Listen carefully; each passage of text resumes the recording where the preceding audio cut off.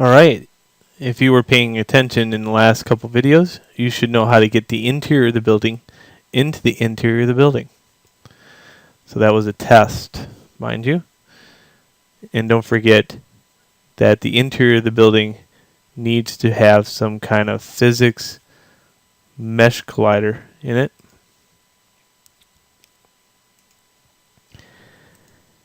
And that's going to be the default interior of the building. So I'm just going to hit play. And let me hit pause there. Unclick that.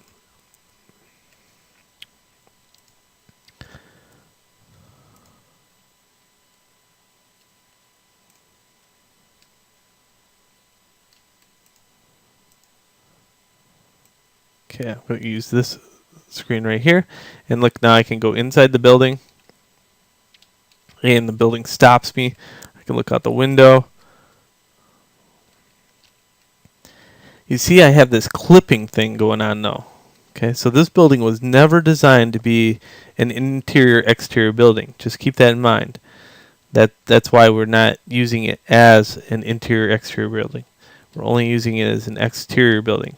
But now when I look in the window, everything looks fine. Okay, and it's probably going to be dark in there anyway. But we're going to have to start looking at the ground plane, and we're going to have to start looking at assets within the game and how they work out. But for right now, you do have the ability to go in and out of the building.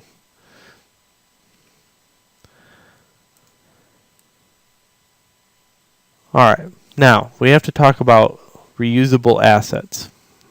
And to do that, I have a perfect example. Let's go into a new scenario here. Don't forget to save this one out in your work in progress.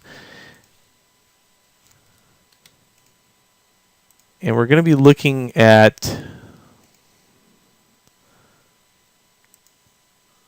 importing wavefront object. Let's look at the ladder.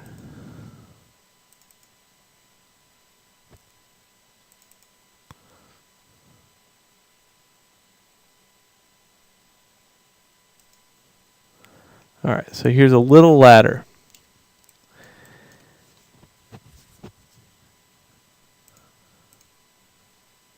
Let's go in here and change this to Maya again.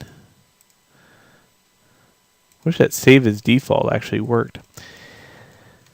Okay, now this is an example of a reusable asset. Am I going to ever use a ladder in life, in a game? Yeah, I'll use it all the time. What about the size of the ladder? Well, the size would change, varied upon how big the scene is or how tall the building is, right? So let me take this ladder apart and show you how I made this. Let's go into edit mode. And I'm going to delete everything that is usually not there in game or in, yeah. So I'm going to go here and delete this and show you what kind of part it looks like in game and how I can reuse it over and over again.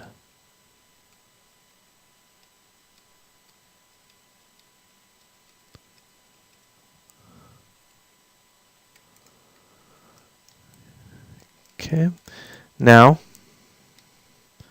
move that out.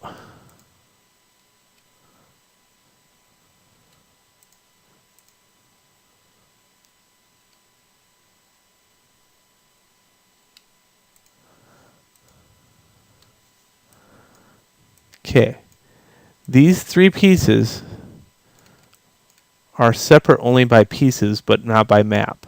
Okay, they're going to be anyway. With these three pieces, I can create a lot of things. So keep in mind, I have other pipes that I can connect using a collet. I have other pipes that I can use to mount onto buildings, or I can make ladders. Reusable assets. Okay. Now, these all are going to share the same texture space, mind you, and I might add even more later on. But for right now, these are the ones that are going to be making up a package called ladder. Alright, so this is how it works.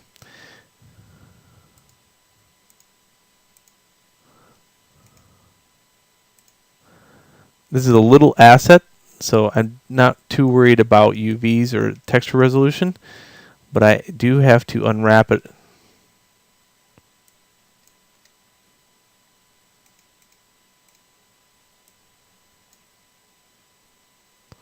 Okay, and then I have to mark seam. So I'll go around, mark the seam.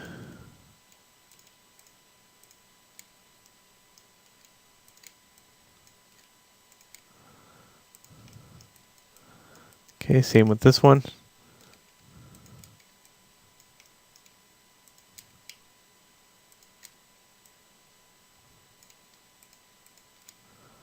Mark the seam for that one.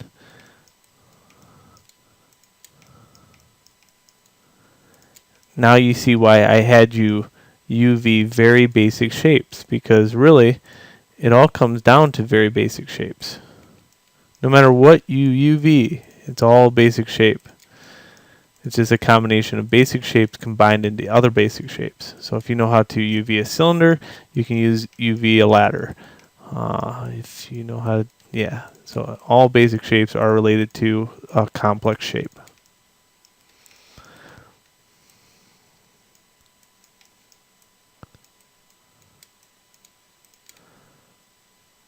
Mark seam.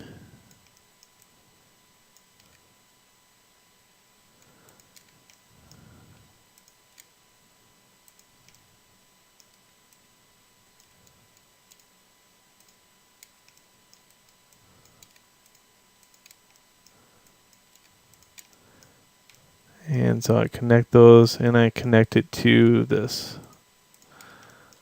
mark seam. So let's see how that unwraps. You unwrap. Not bad. I don't think I need these two separated though. So I'm going to go into the feature here and I'm going to say clear seam, clear seam, clear seam, clear seam.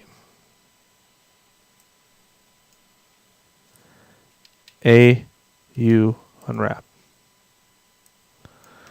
There, that looks much better. Just going to hit G and a little bit of scale it down.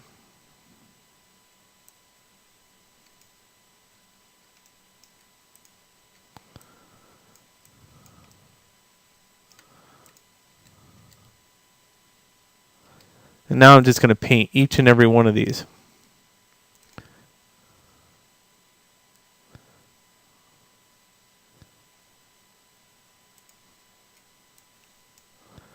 Okay. And I already have a metal texture, so I think I'm going to just use that metal texture that I used for the window. That way it all matches.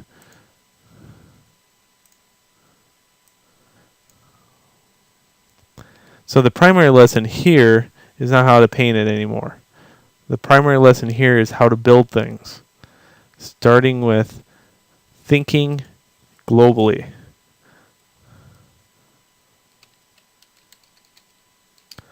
This is ladder kit. And I can get away with a 1024 map here because these are really big UVs for 3 small objects.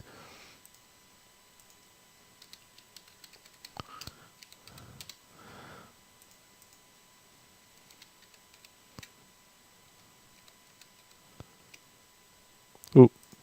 I don't know why I did that after I said that. Duh. Sorry. Brain fart. There we go. Texture paint. Go in. New. Image. Open. C drive. Users. Admin. Pictures. Textures. Metal. pre-multiply that. Call it metal.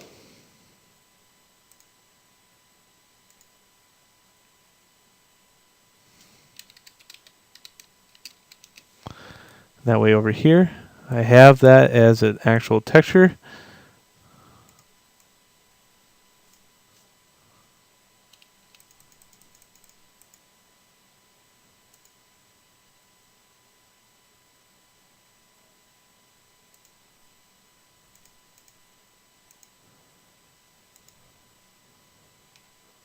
Okay, oh, right here, I had to name that metal. Whoops.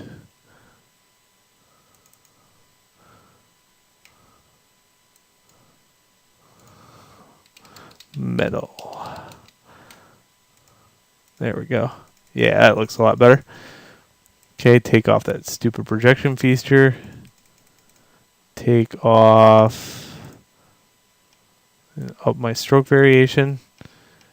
And then up the strength.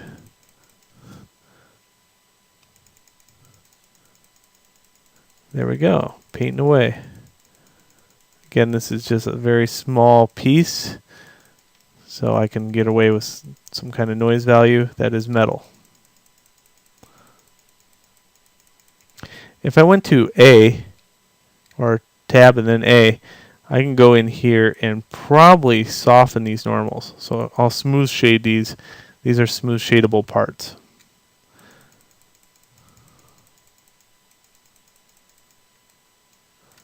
And just make sure I get all the cracks and crevices.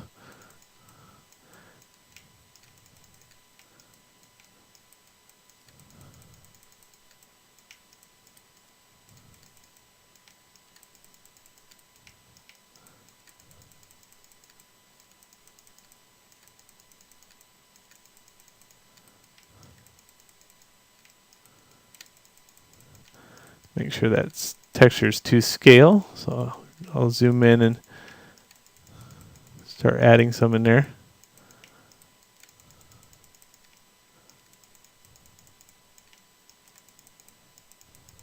And try to click right on that seam so it hides it quite a bit.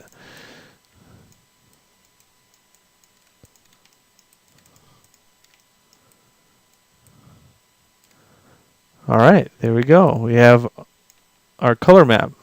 And you can see painting a 1024 map is much faster than painting a 2048 map because it's just a little bit leaner on the system.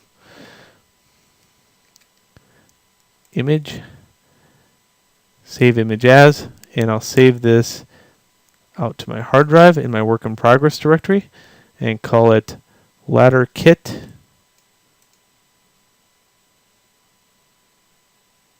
Targa. This is my color map. Okay, and in the next one, let's see how we handle OCC with something like this.